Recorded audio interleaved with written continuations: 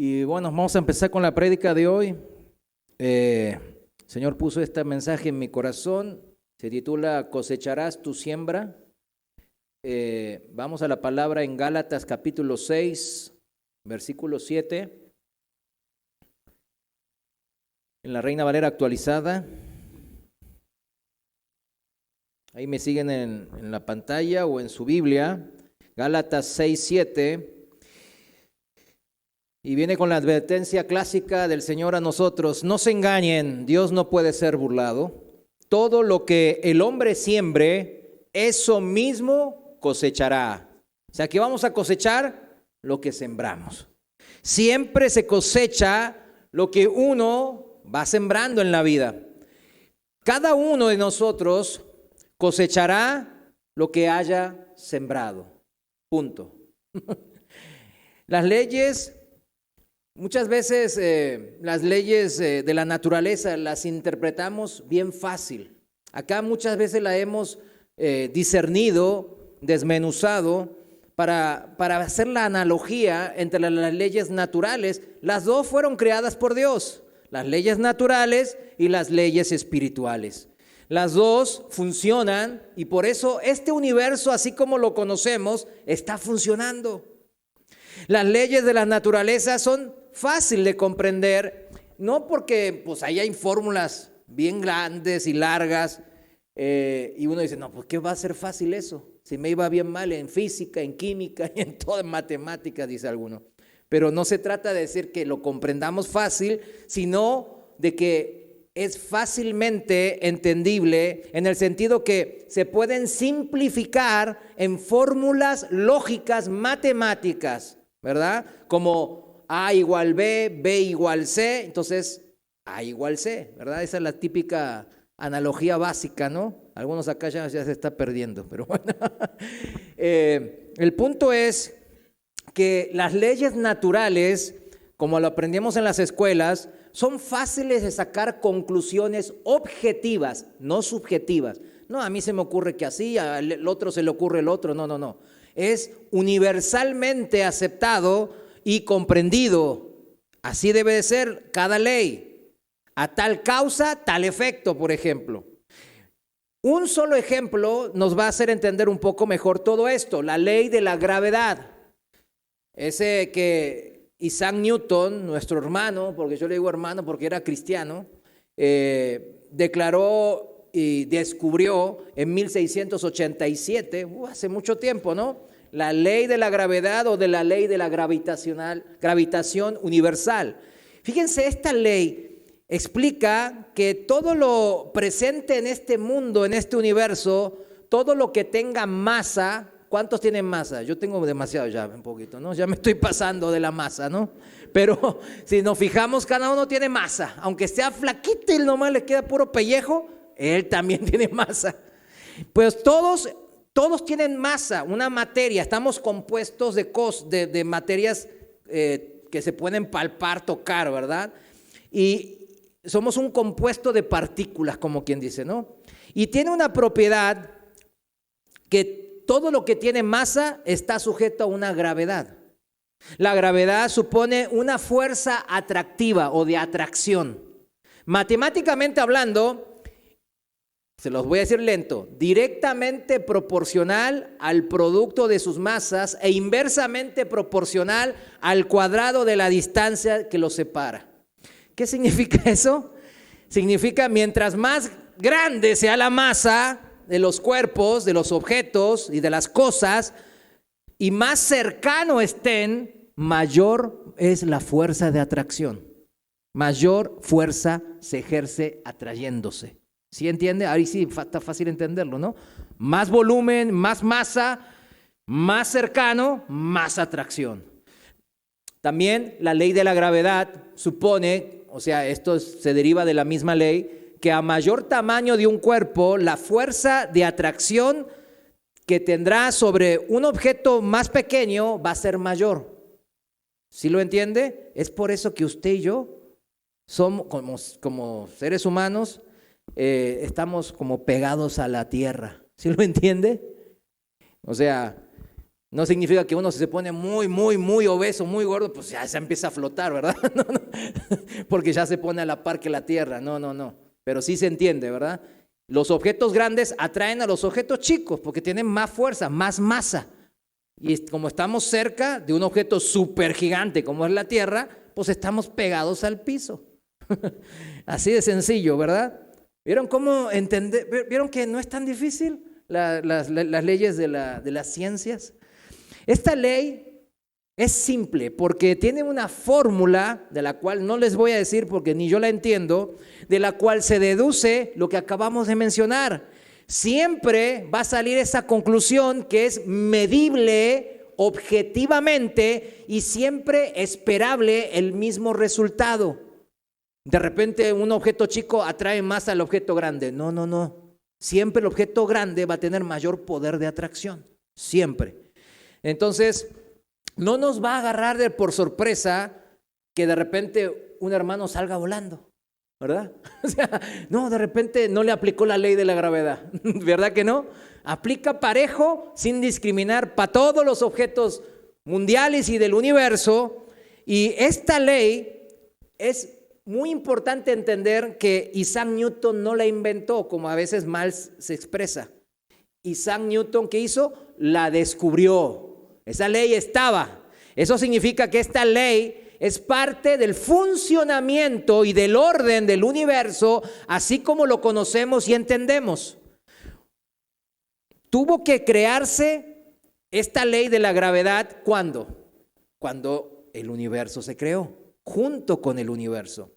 Esta ley explica que los movimientos de los astros, las estrellas como el Sol, los planetas, los satélites de los planetas, todos tienen órbitas que son también medibles y se espera que siendo todas las cosas iguales, o sea que no venga un asteroide que los modifique la órbita ni nada de eso, mientras todo se mantenga igual, ¿qué pasa? Todas las órbitas van a seguir funcionando a la par, con ese orden. La Tierra gira alrededor del Sol con un orden. ¿Cuál es el orden? En que el año no cambia. Hoy va a ser un año de 200 días, ¿verdad que no? Siempre los años son iguales, menos el bisiesto, claro, porque es como quedan nomás algunos pocos fracciones de tiempo, se juntan en un día cada tantos años, es todo. Pero siempre va a ser la misma. La Tierra va a girar alrededor del Sol, ¿cuánto? En un año. Mercurio, el planeta que es más cercano está al Sol, gira cada 88 días al Sol. Pues bastante rápido, ¿no? Porque está más cerca. Marte, que está uno más atrás de nosotros, por así llamarlo, un año 322 días, o sea, casi 2 años. Júpiter, que sigue ahí, 11 años, 314 días se tarda, casi 12 años. Fíjense, Júpiter. Saturno, 29 años, 168 días. O sea, casi 30 años, Saturno. O sea, para los que tienen como 30 y tantos, pues nomás Saturno giró una sola vez en su vida. Yo nomás una vez, por ejemplo, me falta la segunda vuelta. Urano, que sigue, 84 años, 4 días. Neptuno, 164 años y casi 300 días. O sea, para que Neptuno gire una sola vez alrededor del Sol, casi 165 años. ¿Cuántos vieron girar todos los Neptunos? ¿Verdad que nadie aquí? Cuando Dios creó los cielos y la tierra, puso todo esto en orden, mis hermanos. Todo en su lugar, en el tiempo preciso. Al mismo tiempo creó todo, las leyes gravitacionales, de la matemática, de la física, todo lo que aprendemos en la escuela.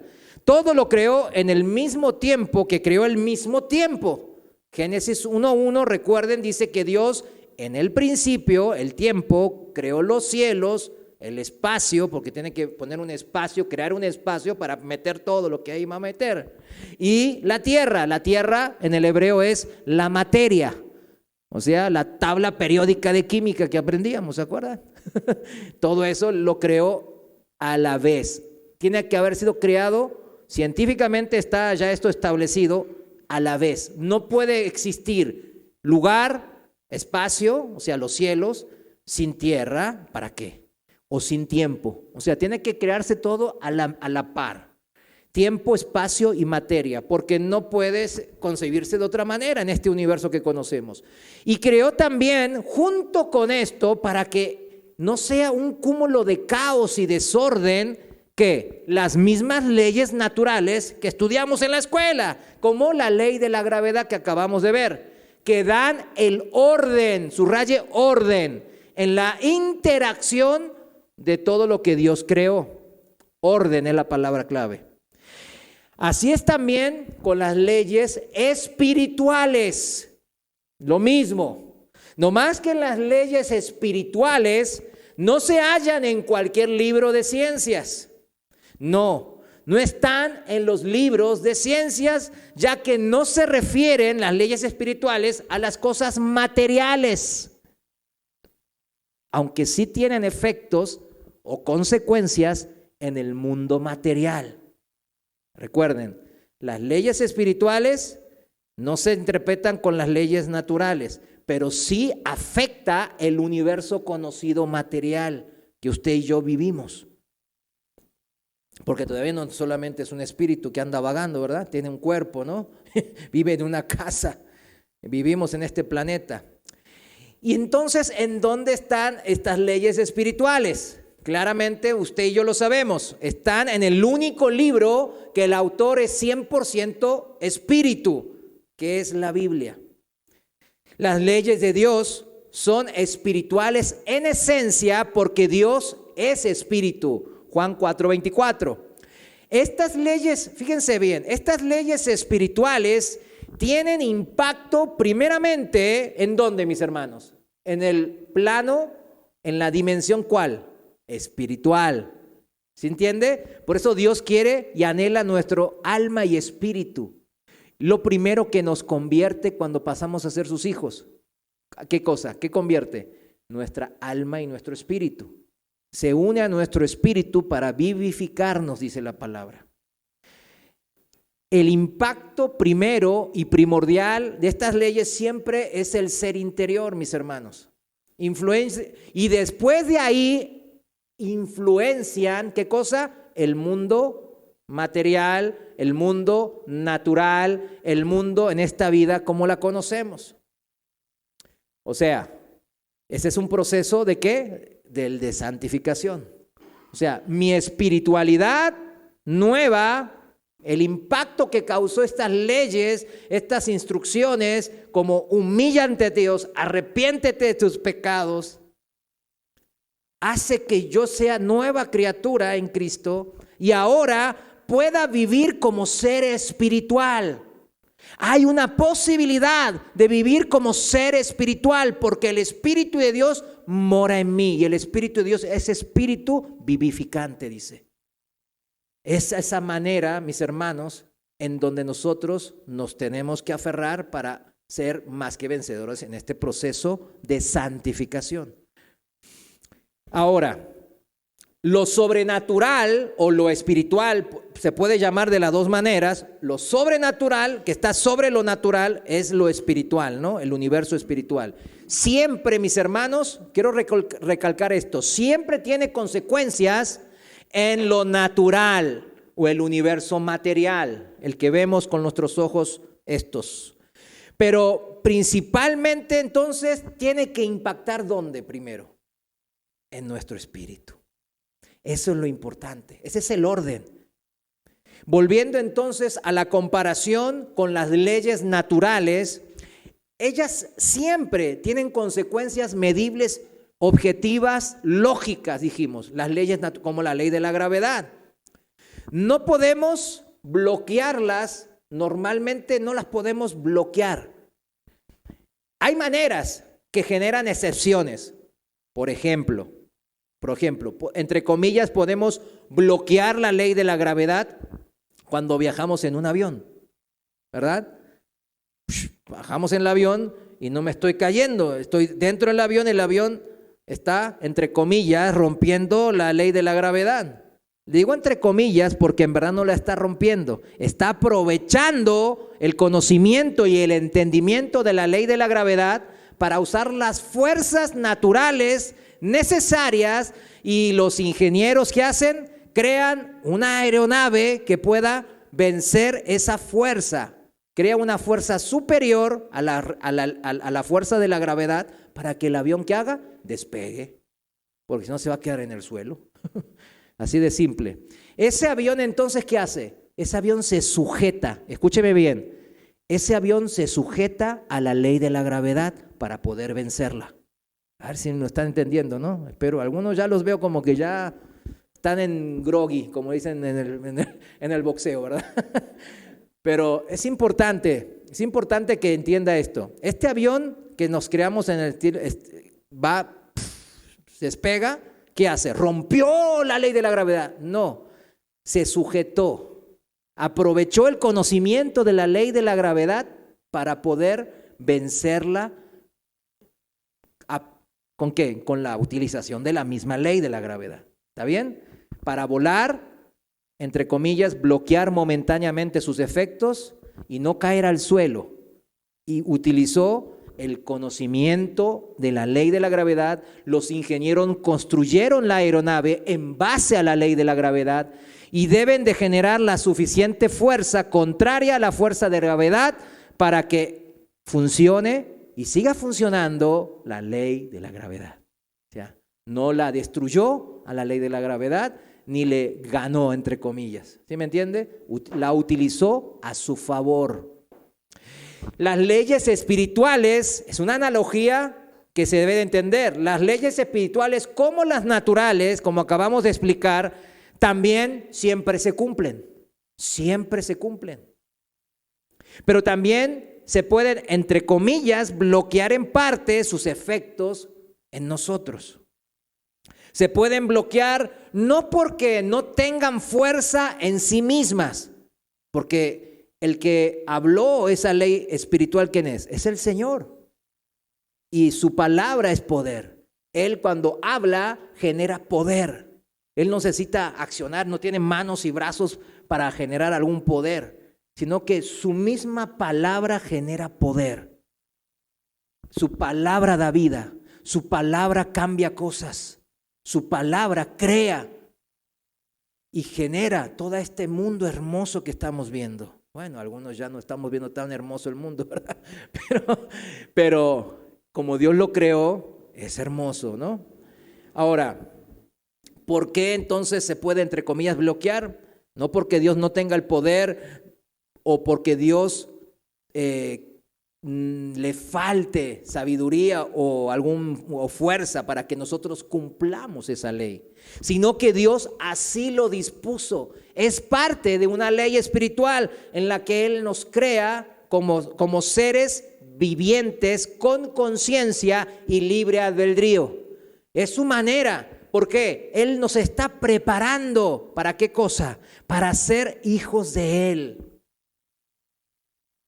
Y así Dios sabe que nuestro corazón y nuestra alma, nuestro ser interior, sí pueden, entre comillas, temporalmente en nuestras vidas, ¿qué? Bloquearlo. O sea, ¿y qué pasa entonces? El cumplimiento o la consecuencia de obedecerlas deja de funcionar.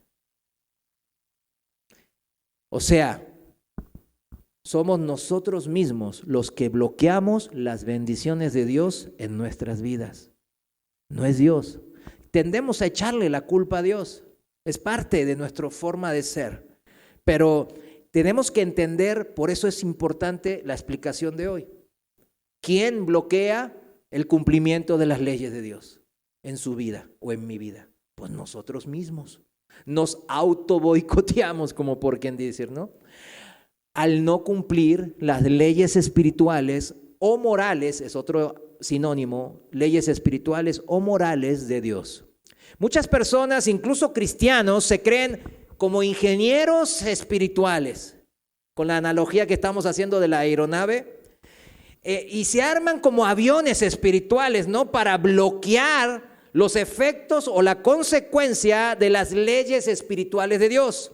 Y así hacen caso omiso de la ley espiritual. Por ejemplo, vamos a sacar un solo ejemplo en Mateo 6:33. Todos conocemos este pasaje, se lo leo en la traducción viviente y dice: busquen el reino de Dios por encima de todo lo demás y lleven una vida justa y Él les dará todo lo que necesiten. Fíjense, es una ley, un mandato y una promesa de Dios. Yo creo que es una de las más importantes. Recién veníamos en la alabanza diciendo, no temas, dice el Señor. ¿Y por qué nos dice no temas? Porque aquí está, Él nos está diciendo que todo, si nosotros ordenamos nuestra vida desde lo espiritual, todo lo demás va a empezar a ordenarse en nuestras vidas. Y todo lo que necesitemos, Él nos los va a dar. ¿Cuántos dicen amén a esto? Amén. Es la manera de vivir por fe y no por vista. Fíjense en este principio de Mateo 6:33.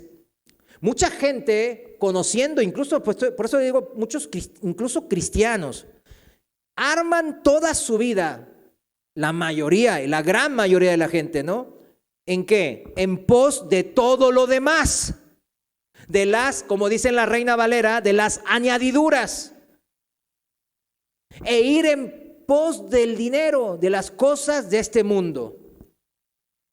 Y se esfuerzan, algunos estudian, trabajan arduamente, incluso por eso sin darse cuenta, ahí aplican muchas leyes espirituales menores, entre comillas menores, ¿no? Como la de trabajar honradamente, ser esforzados, despertarse temprano. Toman muchos de los consejos que aparecen en la Biblia.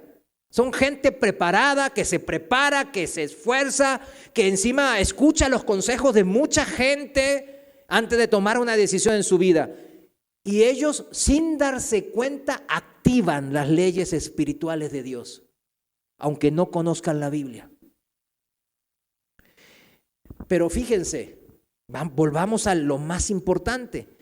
Incluso esta gente que sin darse cuenta va cumpliendo ciertos principios espirituales de Dios sin conocer la palabra de Dios, igual todos ellos, la gran mayoría, Mateo 6:33, pues no lo aplican y se arman aviones espirituales que momentáneamente no ven los efectos de la ley espiritual de buscar o ir en pos o procurar querer primeramente el reino de Dios y su justicia. Viven sin Dios, pero haciendo todo lo demás quizás, o algunos ni haciendo nada, pero viven sin Dios, es lo principal. Primeramente, buscando las añadiduras. Entonces, el ejemplo clásico que yo siempre le cito es Carlos Slim. Él no es creyente.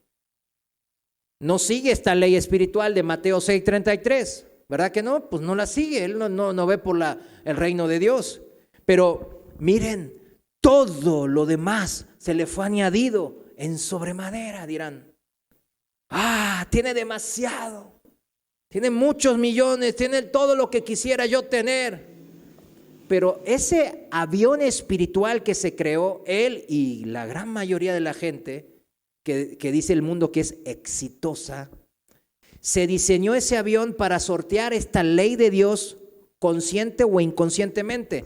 Pero tarde o temprano le va a pasar la factura, porque toda la ley de Dios espiritual siempre se cumple. Si no es en esta vida, en el día de su muerte, mis hermanos. Se cumplirá la ley espiritual, más tardar cuando muera. Y ese avión espiritual que se arman, en donde estuvo en esta vida temporal desafiando la ley de la gravedad espiritual, pues se va a derrumbar. Y grande será su pérdida.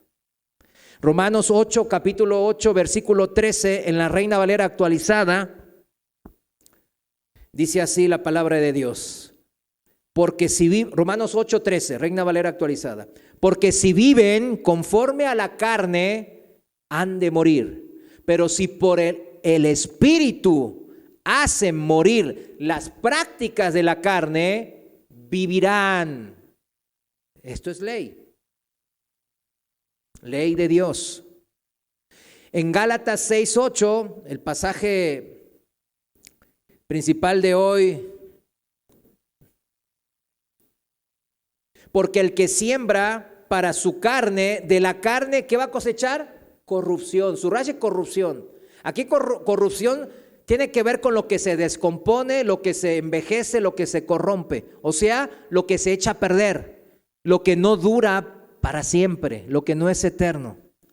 Por eso, los que están, como le decía el ejemplo de Carlos Slim, o toda la gente, la mayoría de la gente del mundo, y ciertos cristianos también, viven para la carne, que dice la palabra de Dios que nomás van a cosechar corrupción, cosas que no duran y perduran para la eternidad.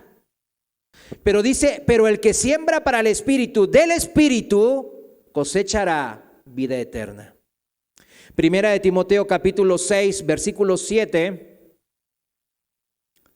Primera de Timoteo 6, 7, en la Reina Valera actualizada, dice así la palabra de Dios: porque nada trajimos a este mundo y es evidente que nada podremos sacar. ¿Vieron ahí en la antigüedad, en las tumbas de los faraones? Se le ponía, pues, de hecho en mi país allá y en China, pues hacían lo mismo. Se moría un rey y lo cargaban de todo el oro, de todas las joyas y monumentos ahí, para que cuando cruce, entre comillas, cruce al otro lado, se vaya con dinero, ¿verdad? Ni modo que sea pobre del otro lado, dicen. ¿Y qué pasó? Después de 3000 años, abren sus tumbas, ¿y dónde está el dinero? Ahí está, ahí está el tesoro que dejaron, ahí está esto y lo otro, la ropa, todo, ahí se quedó, nada se llevó.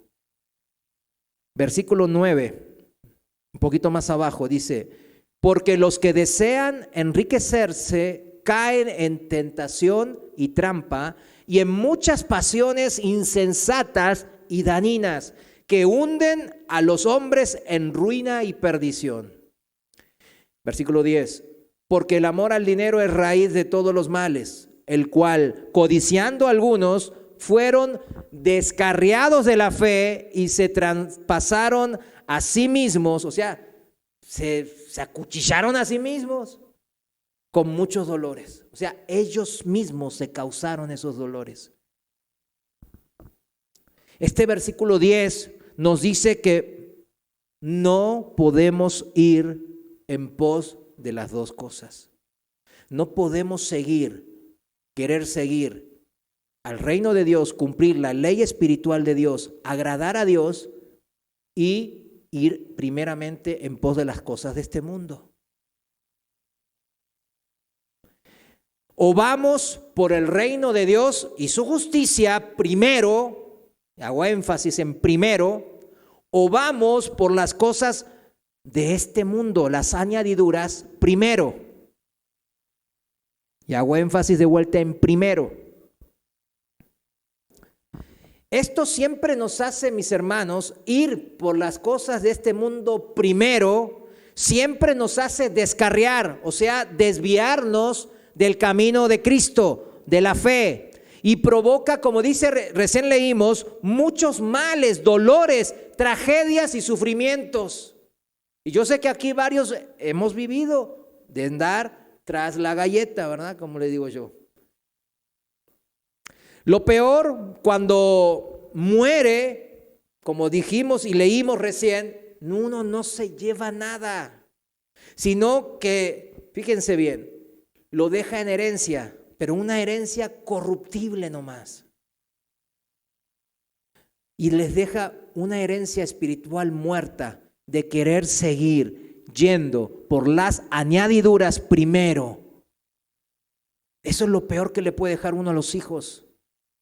La mejor herencia que uno le puede dejar a los hijos, ¿qué es?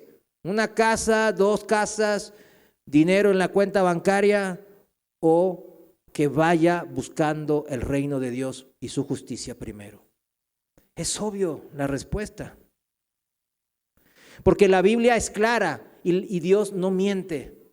Y dice bien claro la palabra en que leímos hoy, que ir en pos de otras cosas y no del reino de Dios primero, siempre va a causar dolores y que nos traspasemos a nosotros mismos por andar persiguiendo la zanahoria, la galleta y ay.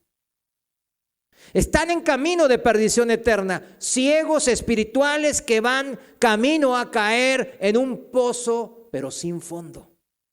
Eso es lo triste. Y hay cristianos que añoran esta vida de Carlos Slim o de los personajes famosos que salen en las redes sociales. Yo admito, muchos años así viví. Pero le puedo admitir también ahora, nada, la añoro a ellos. Ellos son como aquel hombre insensato de Mateo capítulo 7, que el Señor nos habla que edificó su casa sobre la arena. Y dice que vinieron tempestades y azotaron la casa. Estas son las consecuencias de no hacerle caso a la ley espiritual de Dios. Porque grande va a ser su ruina.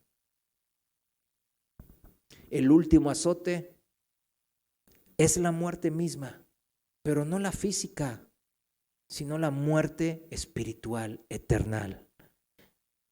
Y esa casa que edificó y que todo el mundo dice, ay, tiene una casa ahí, una mansión y tiene como 40 quintas y que se la pasa viajando, y miro en el Instagram, pues veo que se la pasa de lujo. Todo eso se va a desmoronar. Todo lo que edificó en base a las cosas de este mundo se derrumbó. Aquel hombre de Mateo 7. Y grande fue su ruina, y grande es la ruina de todo lo que hacen lo mismo, mis hermanos. No es que, ay, yo tengo coronita, yo me voy a salvar de esa ruina.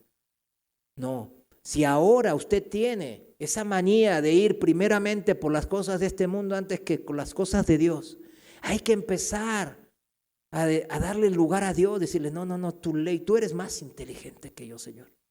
Tú eres más sabio, de ti viene la sabiduría.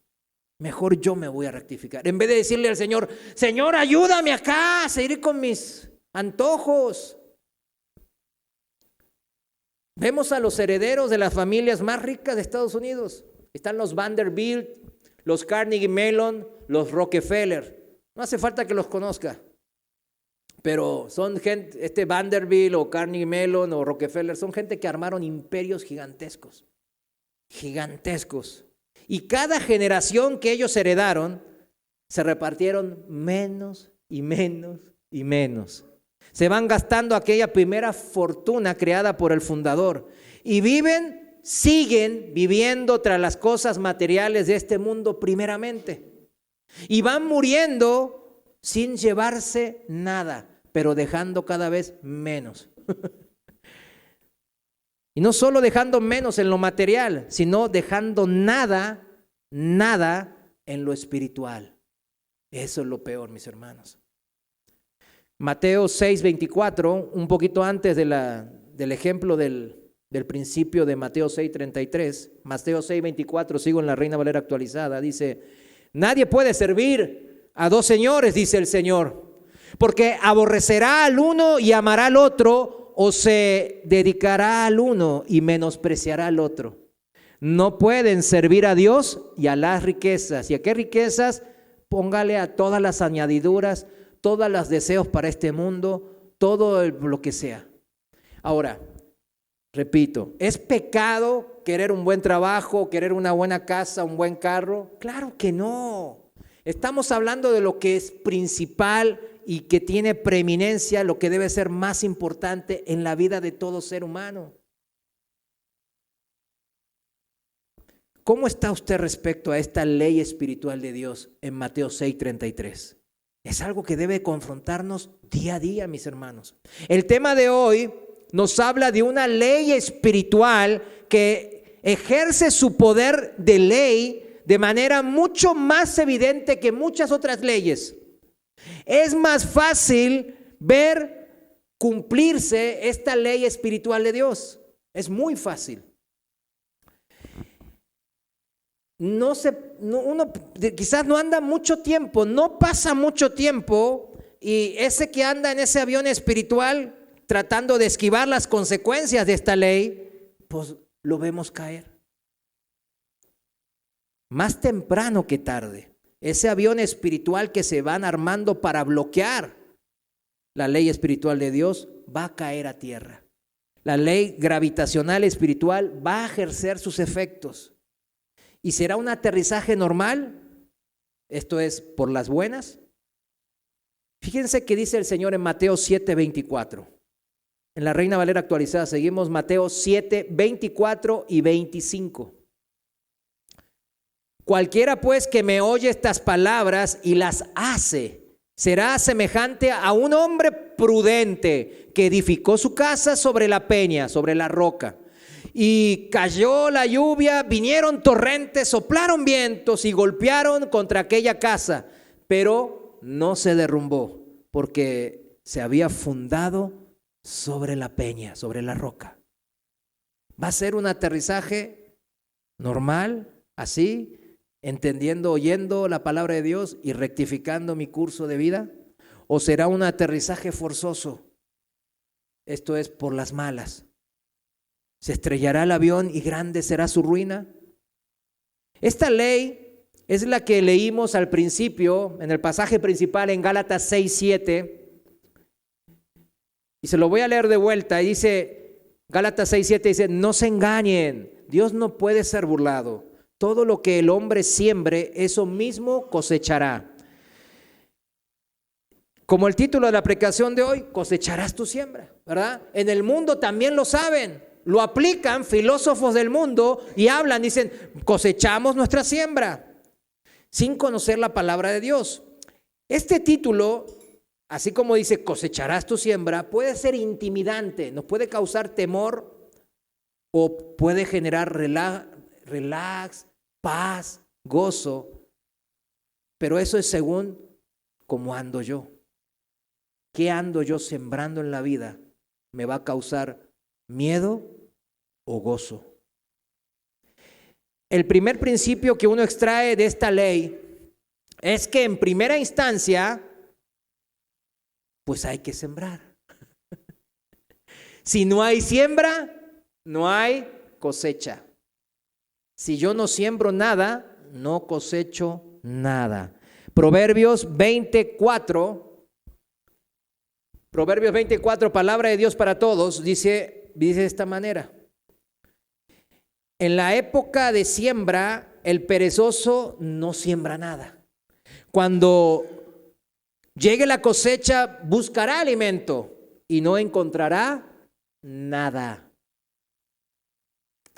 No hay peor que esta clase de gente que acabamos de leer en este proverbio, que quiere cosechar donde no sembró. ¿Cómo se llama normalmente a este tipo de personas que quieren cosechar cuando no sembraron? ¿Cómo se llama? Pues ladrones. Ladrones del fruto ajeno. Roban el usufructo, el goce del esfuerzo y el trabajo de otros.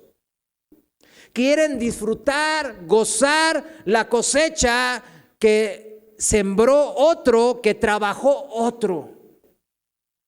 Por eso advierte la Biblia al perezoso una y otra vez. ¿Se dan cuenta que en los proverbios sale todo el tiempo al perezoso, se le da y yo, ay, pues no era que Dios no discrimina? Pues es que al perezoso se le necesita darle unas palmadas, como dicen aquí, unas nalgadas, ¿verdad? No palmadas, sino nalgadas, para que se levante y trabaje y se esfuerce y haga y se ponga las pilas, como dicen. La Biblia advierte al perezoso porque no siembra y la consecuencia es más que obvia, Dios lo sabe. No va a tener nada de que cosechar. Y Dios no quiere que le vaya mal ni al malo, dice la palabra. Entonces le dice, oye, perezoso, despiértate, porque no vas a cosechar nada. Proverbios 13:4, palabra de Dios para todos, dice, el perezoso desea, pero no consigue. En cambio, el que trabaja duro logra lo que quiere. ¿Se fijan el contraste? El perezoso, ¿qué hace? Nomás anhela, desea, tiene sueños, que no es pecado, está bien, porque para eso Dios nos dio capacidad de imaginación, ¿no? El Señor, para que proyectemos a futuro, imaginemos cierto futuro y tracemos una línea y le echemos ganas. Pero no, nomás ellos se quedan en el sueño. Y por eso siempre duermen mucho también, están ahí. Entonces, Y por eso no consigue nada. Pero el que trabaja duro logra lo que quiere. ¿Se fijan? Son conceptos, son leyes espirituales que tienen mucha practicidad en el cotidiano. Y las conocemos aunque nadie me diga, ay, eso está en el Proverbio 13:4. No, pues aunque no se lo diga, usted sale a la calle y todos se lo van a decir tal cual como acabamos de leer en el Proverbio 13:4.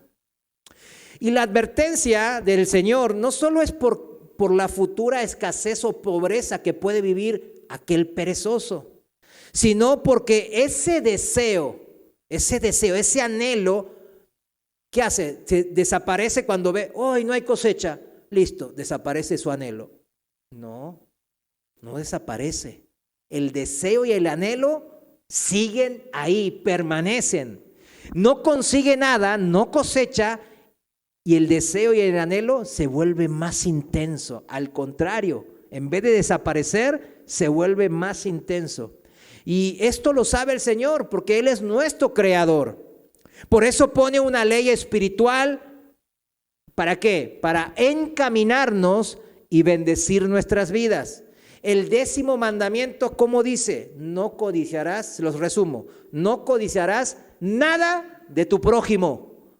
Eso dice. ¿Se dan cuenta cómo esta última generación en la cual vivimos hace todo lo contrario?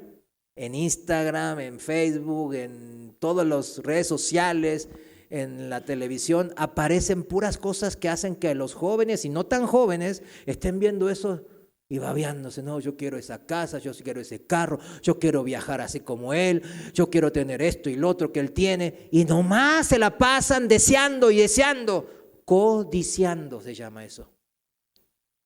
Y la Biblia es bien claro en esto. ¿Para qué son los mandamientos? ¿Para qué? Para bendecirnos. Y esta, no codiciarás nada de tu prójimo, es clave, mis hermanos.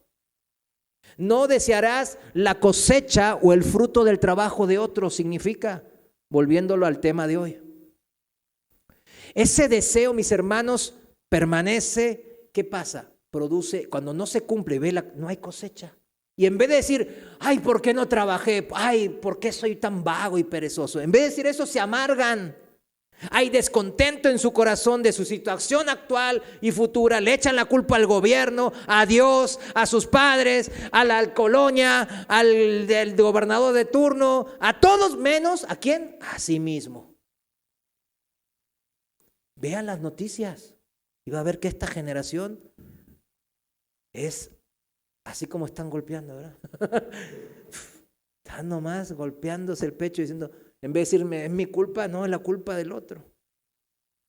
Todo esto lleva a sentimientos de ¿qué? De inconformidad y pueden y siempre se materializan ¿en qué? En robo, mentira, inmoralidad sexual, porque se dan cuenta que ahora las mujeres y los hombres que no tienen dinero, pues se venden, ¿no? Se llama OnlyFans. Y se venden, hasta los famosos sacan su OnlyFans y se desnudan y ganan dinero. Y lo muestran orgullosos, yo gano un montón de dinero al mes por eso. O sea, totalmente corrompidos. ¿Por qué? Porque por el deseo y el amor al dinero. Y hasta asesinan a otra persona para quitarle la cosecha de otro. Pero la solución no era clamar al Señor, Señor, ¿por qué? ¿Por qué no me resuelves mis problemas? Yo soy tu hijo, Señor. Recordemos una cosa bien clara, que es una ley también espiritual. Dios es sabio, ¿verdad? Dios es sabiduría. ¿Cuántos saben que Dios es sabiduría y un Padre bueno? Amén. Todos lo sabemos por esencia. Decimos, sí, Dios es bueno. Dios es sabio. Pero Dios no es un Padre paternalista. ¿Sabe lo que significa un Padre paternalista? Él no malcría, Él no nos consiente en el sentido de cuando es necesario aplicar la disciplina, dice la palabra que dura es la disciplina del Señor. Porque Él no anda consintiendo, como nosotros muchas veces lo hacemos. Yo no tanto, la verdad yo no soy consentidor. Paternalista es el típico padre o madre que quiere resolver todo a sus hijos. Ay, mijito, mijita, no te vaya a pasar esto. No les permiten crecer, tomar sus propias decisiones, experimentar el fracaso, morder el polvo, experimentar por su propia cuenta las cosas básicas de esta vida, que incluye el dolor y el sufrimiento. Ante un problema, una dificultad, un padre, una madre paternalista no dejan que su hijo lo resuelva, sino que se ponen ahí. Ay, no, a mi hijo nadie lo tocan. A ver, ¿con qué te pasa? Ay, ¿te endeudaste? Te pago la deuda. ¿Cuántos saben que ese es un grave error? Por favor, hermanos. Estropean su desarrollo normal como adultos funcionales y los vuelven niños con barba, mujeres como niñas con berrinche. La solución al problema, mis hermanos, no es clamar y llorar y patalearle al Señor. Es orar, claro, al Señor. Pero el problema, la resolución del problema de no tener cosecha es simple. Y estaba ahí mismo en el Proverbio 13 que leímos. Proverbio 13:4, se lo vuelvo a leer. El perezoso nomás anhela y desea, pero no consigue, porque nomás vive en su sueño. Ay, ya me vi, ya gané. Ay, le gané la no sé qué. No, el que trabaja duro logra lo que quiere, dice la palabra. ¿Qué hay que hacer? Trabajar duro. ¿Trabajar qué? Duro. No ser duro, sino trabajar duro, es muy diferente. Colosenses 3:23, en la traducción viviente, me gustó esta traducción porque dice así: trabajen de buena gana en todo lo que hagan, como si fuera para el Señor y no para la gente. ¿Saben? Esto a mí una vez me cambió mi perspectiva. Yo tenía un patrón, un jefe, que era bien gritón. Y cuando gritaban me escupía, ¿verdad? Así como yo, me salpicaban. Y yo a veces me quería poner unas así como que parabrisas así, porque realmente sí salpicaba mucho. Y yo me tenía que quedar así, porque en la cultura coreana, oriental es así, ¿no? Que no me puedo estar ni tocar, ni sacarme. Pues ahí tenía las escupitajos. Y yo, sí, señor, sí, señor, sí. Entonces, cuando cambié la perspectiva de trabajar como para el Señor, cambió muchas cosas, mis hermanos. El Señor torció todo para bien. Y hasta, bueno, no, si me pongo a aplicar todas las cosas que me pasó por cambiar nomás esta perspectiva, fue tan tremendo. Las leyes espirituales de Dios siempre se cumplen, mis hermanos. Siempre. No tenga la menor duda, porque decimos como cliché, ay, yo vivo por fe, porque soy cristiano, yo creo en Jesús. Pero ¿qué es creer en Jesús? Sino vivir como Jesús nos dijo que vivamos, confiando en sus promesas, confiando en que las leyes espirituales siempre se cumplen. Fíjense que no habla aquí, ni en Colosenses 3:23, ni en Proverbios 13, no habla del tipo del trabajo que hagamos. Es que no tengo cosecha porque estudié una carrera que no tiene salida laboral. Y le echan la culpa a esa decisión. Es que yo estudié para ser abogado, pero mi papá no tiene dinero y entonces no me puso un despacho. No tiene nada que ver con el tipo de trabajo. Puede ser un recolector de basura sin agraviarlos a ellos.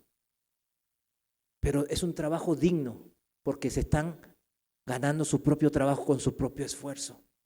Y es muy esforzado ese trabajo. ¿Sí lo saben? Claro que es muy esforzado. Por eso cuando tenemos que darle su propinita, él es al que menos se me da, ¿cómo se dice? Mis hijos lo saben bien, es al que menos me agarra el codismo. Pues sí, pues que yo los veo, les doy regalitos, les doy, ¿cómo se dice? Biblias, la otra vez les di unas Biblias y les expliqué varias cosas. Me subí un poco así al camión porque tenían que irse, me subí. Mire que fíjense que hasta así, como un vendedor de libros. Y fíjense que prestaba mucha atención. ¿Por qué? Porque esa alma no es peor que la mía, ni la suya. Es igual. Y Dios la ama y Dios quiere que él también se salve, ¿verdad? Entonces, son cosas, no habla del tipo de trabajo, pero pone énfasis en que trabajar con contentamiento como para el Señor, con gozo siempre. Ay, nomás yo tengo que hacer esto porque... Y bueno, pues tú hubieses estudiado para hacer otra cosa. Y porque el otro que no sé qué, el otro estudió menos y le va mejor. Pues lo que te ponga el Señor, hazlo con contentamiento. El Señor tiene poder para sacarte de ahí con mucho más. De buena gana, decimos, ¿verdad? Si trabajamos como para el Señor, toda la perspectiva va a cambiar. Todas las perspectivas. Y el Señor va a ver nuestro corazón y bendice eso. Porque al Señor le interesa nuestro corazón. Establecido este principio básico y fundamental, esta ley espiritual que hoy quiero que quede bien clara, donde se debe de sembrar para poder cosechar, porque si no cosecho, como dijimos, si no siembro, no hay cosecha. Entonces lo siguiente en saber o en entender es qué debo de sembrar. ¿Qué debemos de sembrar? Debemos de sembrar, ¿para qué? Para lo que primeramente, siempre vamos a sembrar, para lo que primeramente vivimos. Que usted cierra los ojos ahora y va a saber para qué vive primeramente. Yo vivo para mi familia, yo vivo para esto, yo vivo para lo otro, yo vivo para nomás hacerme una casa, X. Va a haber eso, pero por eso tomé el ejemplo de Mateo 6:33. No fue casualidad, mis hermanos. El punto de inicio para saber qué sembrar es justamente Mateo 6:33. Si volvemos a Gálatas 6:7, en el pasaje principal de hoy, vuelvo a repetir, no se engañen, Dios no puede ser burlado. Todo lo que el hombre siembre, eso mismo cosechará. Por eso es importante saber qué vamos a sembrar. Porque el que siembra para su carne, de la carne cosechará corrupción. Pero el que siembra para el espíritu, del espíritu, no dice de mí, de lo bueno que soy, de lo talentoso, no. Del espíritu cosechará vida eterna. Acuérdense, del espíritu dice. ¿Recuerdan al perezoso? Él quiere satisfacer, ¿qué cosa? Sus deseos, sus sueños para sí mismo, pero no trabaja para ello, ¿verdad? Pero aquí aplica para todos los que son perezosos y también trabajadores. El punto es, ¿qué se siembra? ¿Qué se siembra? Quienes siembren únicamente para complacerse a sí mismos, solo van a cosechar de esto destrucción, dice aquí la palabra en Gálatas 6. Solo van a cosechar destrucción. El que siembre para su carne, para sus deseos, siempre para mí, siempre acabará en perseguir, ¿qué cosas? Las cosas de este mundo, que se corrompen y se destruyen y no duran para siempre. Y ahora el consejo de qué se debe de sembrar, ahí mismo. Pero el que siembra para el Espíritu, del Espíritu cosechará vida eterna. Esto es, en otra traducción, pero el que siembra para agradar al Espíritu, agradar a Dios, cosechará la vida eterna. ¿Y qué agrada al Espíritu de Dios? Su reino, que vivamos primeramente para su reino y su justicia. Que hagamos misericordia y no sacrificios. Yo puedo venir aquí y ayudar a un hermano. Y es lo mismo. Él estaba en una urgencia, estaba enfermo, yo fui, lo llevé al hospital, pagué sus gastos, me esperé y lo regresé a la casa, por ejemplo. Mi corazón va a determinar si lo que hice, la misma acción, es sacrificio o es misericordia. Si yo lo hice para mi propio beneficio, para que Dios me bendiga, para verme bien enfrente de la gente, es sacrificio. Si yo lo hice por amor a Dios y a mi prójimo, eso es misericordia, mis hermanos. El mismo acto cambia según el corazón. Por eso continúa la idea del apóstol Pablo ahí mismo en el versículo 9. En el versículo 9 dice, no nos cansemos, pues de hacer el bien, porque a su tiempo cosecharemos si no desmayamos. Por lo tanto, mientras tengamos oportunidad, hagamos el bien a todos y en especial a los de la familia de la fe. ¿Quiénes son de la familia de la fe? Pues usted y yo, nosotros.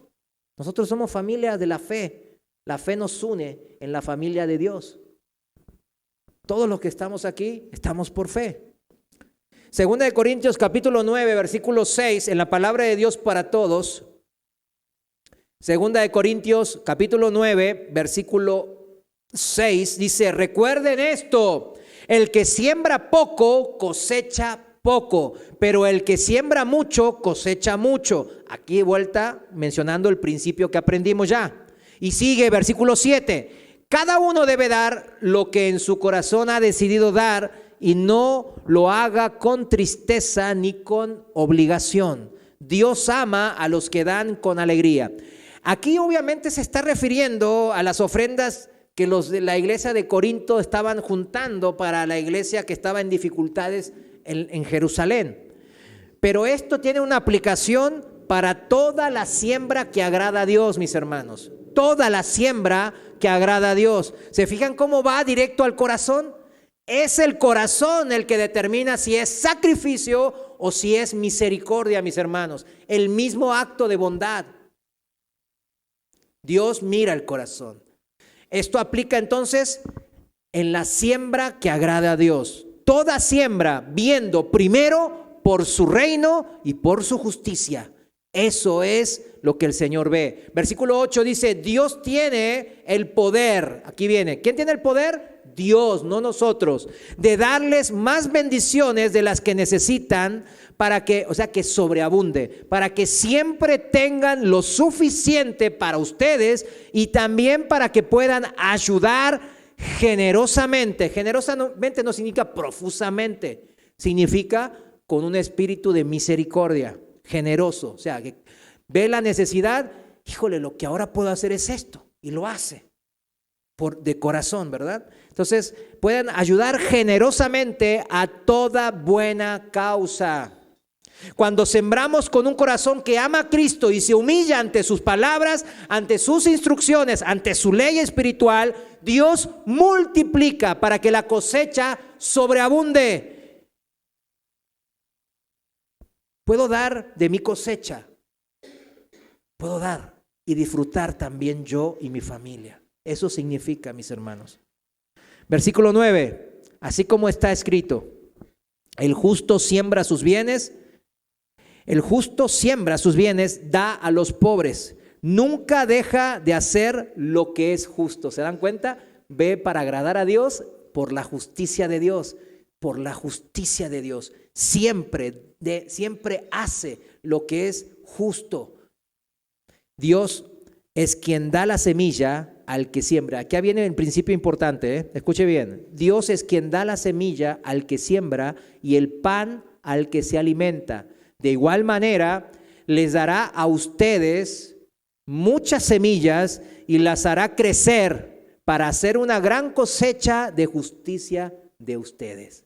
Amén. Yo tomo esta promesa para mí, porque no es al hermano, ay, que Dios use mucho al hermano. Sí, hay que orar unos por otros, pero en principio para mí también. Ayúdame, Señor, a ser instrumento de justicia. Úsame, Padre. Si realmente entendiéramos esta ley espiritual, se arreglarían la gran mayoría de nuestros problemas en todo el sentido de las palabras. En todo el sentido de las palabras, mis hermanos. Toda buena dádiva y todo don perfecto viene, todo regalo perfecto viene ¿de quién? Todo lo bueno viene del Dios de las luces, del Padre celestial nuestro. Él da, aquí bien claro lo leímos en el versículo 10, Él da la semilla, Él da el crecimiento y Él da la cosecha al 30, al 60 y al 100, no por ciento, sino veces. O sea, así como en el término natural, una semilla, ¿vieron una semillita? ¿Cuánto es? Pues es bien chiquita. Y después eso uno lo siembra y después genera un árbol súper gigante, ¿verdad?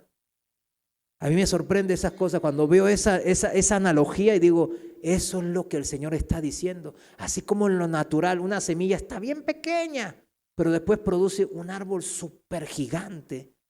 Mi cosecha espiritual en ustedes así también va a ser. No voy a escatimar en bendiciones, mas sin embargo, yo debo de trabajar de corazón como para el Señor. En términos entonces espirituales, no hay límites, ya que como acabamos de leer y confirmar en su palabra, Dios es el que da todo lo necesario para ¿qué? Para sembrar, para crecer y para cosechar. Queda en nosotros, ¿qué cosa? Pues el ser el obrero, el plantar la semilla recibida, el acomodar la tierra, el plantarla, las semillitas, usar de nuestros talentos naturales y de nuestros dones espirituales para el reino de Dios y su justicia, y tener esa perseverancia en nuestra fe y la paciencia. Que el Señor nos ayude para cosechar, saber esperar esa cosecha espiritual. Ese esposo, esa esposa, esos padres, esos hijos, esos nietos que no quieran recibir palabra de Dios, que viven vidas camino a la destrucción eterna. Aquí está. La cosecha es yo la siembro. Seguimos leyendo en 2 Corintios capítulo 9, versículo 11. Vamos cerrando. Dice, ustedes tendrán toda clase de riquezas. Acá habla de las riquezas espirituales y materiales para que puedan ser generosos. O sea, para ser generosos, dadivosos, pues hay que tener. O sea, lo que sea que haya tener. O sea, hay que tener paciencia, hay que tener mansedumbre, hay que tener amor, hay que tener fe, fidelidad, valor, amor, etcétera, etcétera. Y también, pues sí, cosas materiales, como ahora en el ejemplo de 2 Corintios 9, estaba Pablo hablándole a los de Corinto. Pues también cosas materiales hay que tener. No, yo no tengo nada. Pues, ¿y esa ropa? ¿Y hoy comió? Sí. Ah, bueno. Entonces, ¿y el techo? Ah, ahí está. No, pero no me gusta ese techo. ¿Sí me entiende el contentamiento, el corazón? Eso es lo que hay que guardar, mis hermanos. Ustedes tendrán toda clase de riquezas para que puedan ser generosos, lo dice el Señor. La ofrenda que ustedes envíen con nosotros motivará a muchos a dar gracias a Dios. Fíjense el efecto multiplicador. Ustedes no solo están supliendo las necesidades del pueblo de Dios, sino que también están sirviéndole a Él. La ayuda que ustedes ofrezcan servirá para que muchos le den gracias a Dios. Muchos alabarán a Dios porque se darán cuenta de que ustedes obedecen las buenas noticias, el evangelio que anuncian sobre Cristo. Ellos verán que ustedes comparten generosamente lo que tienen con ellos y con los demás.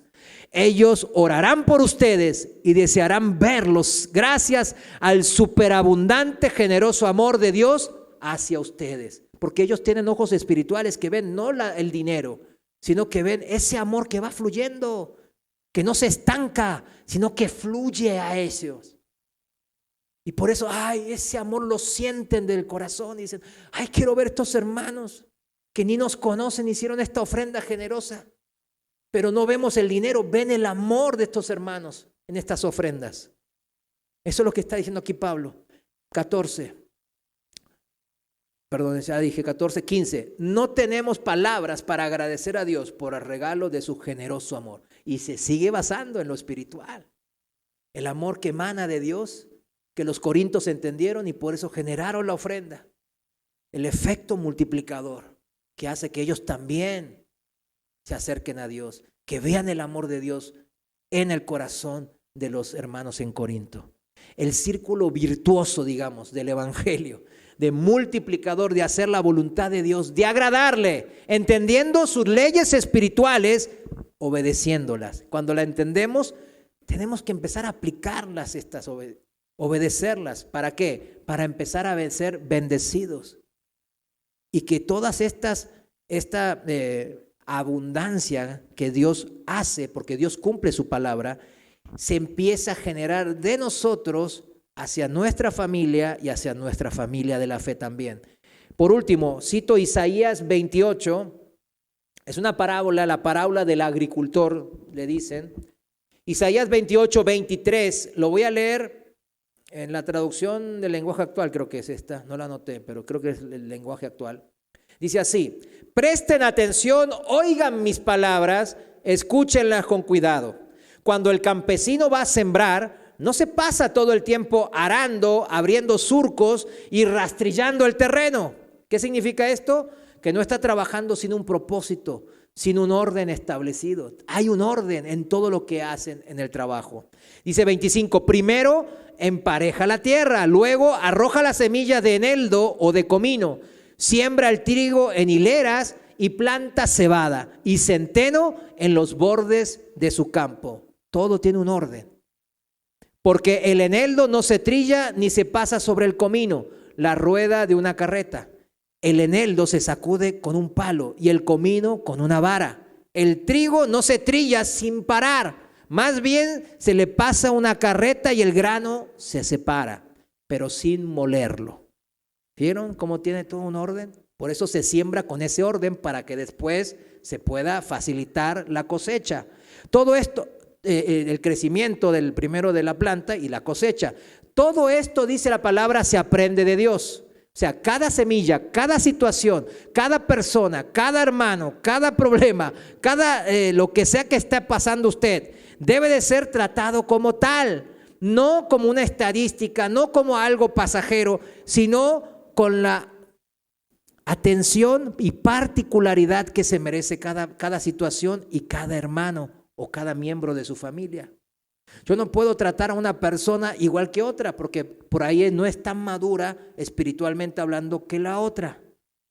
Puedo tener más confianza de decirle a un hermano tal cosa o a otro hermano no, todavía no es el tiempo. ¿Por qué? Porque pues, se va a ofender, se va a llorar, no va a venir, va a pensar que pues, no lo queremos, etcétera, etcétera. ¿Por qué? Pues por su inmadurez quizás espiritual. Entonces, debemos de tratar cada semilla como el Señor nos da y nos guía. Eso es un proceso. Pero volvamos al principio. Dios da las semillas, Dios da el crecimiento, Dios da el conocimiento para poder sembrarlas y que crezcan bien. Y Dios da entonces así la cosecha. Todo esto se aprende de Dios. 29. Todo este conocimiento proviene del Dios Todopoderoso. Dios hace planes admirables y los realiza con sabiduría. Por eso si nos aferramos a los planes de Dios, a los principios y leyes espirituales de Dios, Dios ya lo tiene planeado y los realiza con la sabiduría de Él. Si vemos por lo espiritual primero, aprendemos entonces a depender del Señor y no de nosotros mismos. ¿Recuerdan que la diferencia que el que vive en la carne, ¿qué quiere satisfacer? A sí mismo. Pero el que vive en el Espíritu o por el Espíritu, depende del Espíritu y quiere satisfacer primero la voluntad de Dios. Esa es la gran diferencia, mis hermanos. De esa diferencia es vivir por nuestra carne, complaciendo nuestros deseos y anhelos en esta vida, como la gente en el mundo, o vivir según el Espíritu, siguiendo la guía del Espíritu Santo en nuestras vidas.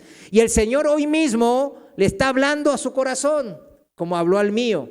En Proverbios 10:5, me voy rápido, dice, Reina Valera actualizada, Proverbios 10:5 dice, el que recoge en el verano es un hijo sensato.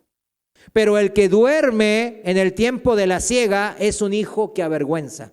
En la palabra de Dios para todos, este versículo 5 dice, el hijo inteligente trabaja durante la cosecha. ¿Cuándo hay que trabajar? Pues cuando se cosecha, cuando se siembra, cuando se cosecha. El sinvergüenza, el perezoso, el insensato se duerme durante esa época. O sea, cuando hay que trabajar, no lo hace. Eso significa. Para algunos es tiempo para algunos aquí que estamos presentes, es tiempo de preparar la tierra para sembrar, como decía en Isaías 28, ordenar sus vidas ante Dios, arrepentirse de ciertas cosas, perdonar a ciertas personas, reconciliarse con otras, ponerse en paz con la gente. Para otros es tiempo de comenzar a sembrar ya.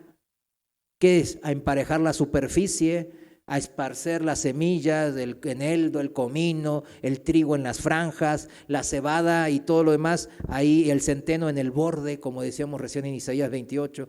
Ese es el tiempo, pero lo tiene que hacer con conocimiento. Es como cuando salimos a evangelizar.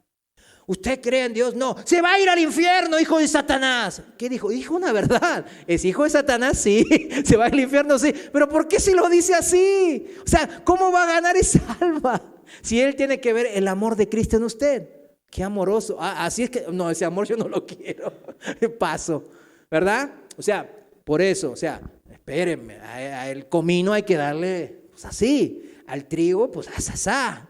Entonces hay que estar viendo. Hay gente que encontramos en la calle y tiene mucho conocimiento de la Biblia, pero conocimiento como los fariseos, o sea, mal, no más de puro sacrificio, de puro de yo. Entonces, esos hay que llevarlos de una manera. Y usted y yo nos tenemos que preparar para poder hablarles el evangelio a ellos, poder así preparar el terreno en sus corazones, que no se vuelva pedregal, que no se vuelva espinos, sino tierra buena para recibir la palabra de Dios y que esa crezca y se multiplique, como recién hoy aprendimos. ¿Qué cosecha está usted recogiendo? ¿O ni tiene cosecha? En el Salmo 58 al final dice, ciertamente el justo tiene frutos, dice. Ciertamente el justo tiene frutos, dice la palabra. Ciertamente hay un Dios que juzga la tierra. ¿Por qué dice eso al final? Porque el justo no es que él se ganó los frutos, sino es el Dios que juzga la tierra. Allí juzgar significa vindicar, gobernar, y lo hace a través de sus leyes espirituales que ordenan nuestras vidas. Cuando yo me sujeto a esas leyes espirituales, ¿qué pasa? Dios va a generar mucho fruto en su vida y en mi vida. ¿Cuántos dicen amén a esto? Póngase de pie los que le creemos a Dios. Señor, gracias te damos porque tu justicia y tu reino, Padre, es ahora, mi Dios. Sabemos que es algo futuro y espectacular, pero en el ahora, Señor, podemos vivirlo, sentirlo y trabajarlo, Señor. Ayúdanos, Señor, a saber que es el presente nuestro, el que tú quieres. Quieres nuestro corazón aquí y ahora, mi Dios. Señor, ayúdanos a humillarnos ante tus leyes espirituales. Ayúdanos, porque queremos cosechar mucho fruto que abunde, mi Dios. Y solo se puede hacer eso cuando nos sujetamos a tu ley. Pero lo hacerlo no como sacrificio, sino con un corazón humillado y contrito ante ti, mi Dios. Buscando tu misericordia y sabiendo que hemos recibido ya esa misericordia. Y compartiendo esa misericordia y ese amor perfecto tuyo, mi Dios, a nuestra familia que nos has permitido tener en esta vida y a nuestra familia espiritual que aquí se encuentra. Señor, te damos gracias en el nombre de Jesús. Amén. Muchas gracias, mis hermanos. Dios les bendiga.